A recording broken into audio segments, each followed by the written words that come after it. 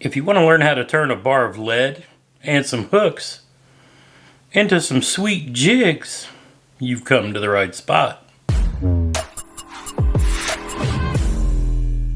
That's right. What's up, everybody? Welcome to Fishing with Gramps. Today we're continuing our bait making series. This time I'm making some actual jig head. Jig is one of my favorite baits of all time to throw, and I figured it was time to continue the bait making series. First, you're going to want to start with some clean lead. You can get this from the Do It Molds website, or you can learn to clean and process it yourself. If you don't know how to do that, I'll link a video down below. Next up, you're going to need a mold from Do It Molds. I'm going with the Arky style weedless jig. I plan on making some jigs that, hey, I'm going to skip under docks and overhanging branches, but you can use it for all kinds of applications. But I'm going with an Arky style jig. It's going to be weedless. This mold does 1/2 ounce, 3/8, and 1/4 ounce molds.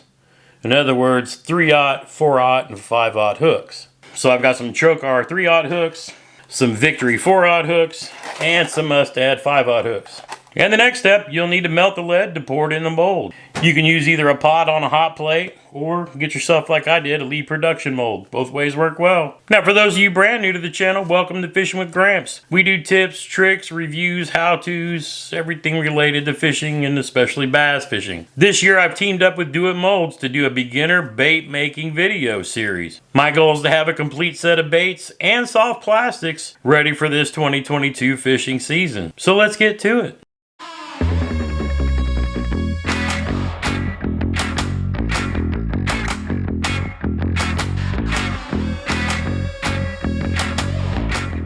Alright, so let's talk about what we need to get started. We've got our gloves for safety. I'll stick those on in a second. I'm going to use a candle. I've got the Arky mold up on the lead pot heating up. I've got some pliers. I've got some wire cutters. I've got 3 different styles of hooks, a 3/0, a 4/0, and a 5/0. That'll be for our, 1/4, 3/8, and 1/2. I've also got 3 metal pins to go in the mold for the weed guard. These are actually for making jigs with a vertical line tie. Now that we've got the mold nice and warm on top of the pot, I'm going to take it off after I put my gloves on, and we are going to smoke with the candle. You can see where I've started to do it in the past. I'm just going to open this all the way up, and I am going to run the flame of the candle on each of the areas where the lead will pour into the mold. I'm basically putting the soot from the fire of the candle into the mold. That'll just help the lead release easier when we're pouring our jigs. Yes, I've got my fan off. I will turn it on as soon as we get done with this process. Alright, now we're nice and smoked up. Time to put our mask back on, turn the fan on, and cue the music.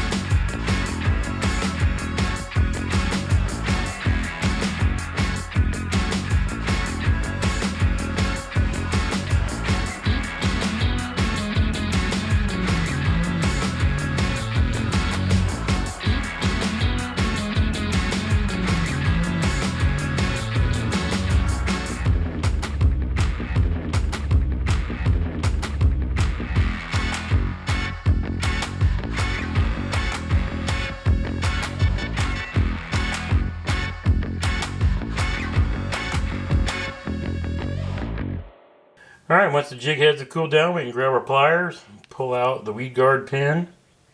Some people will just grab that and twist it off. I like to get some wire cutters.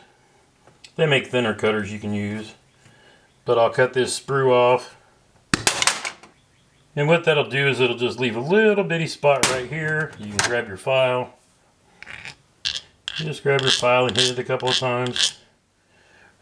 So here's where we are in the process. There's our new jig heads. Got our tubes that we made last time. And our stupid tube heads from before. Got to keep working to get this filled up. get ready for fishing. And there we have it. Got our jig heads all poured, bottoms all cleaned up, ready to go. I'll drop a link down in the description of everything I used today, from the lead to the hooks to the mold to the production pot. Stay tuned for the next video when we get these all painted up. Then after that, we'll figure out what color jig skirts we want, and then add the weed guards. Until next time, get outside when you can and make some memories. One cast at a time.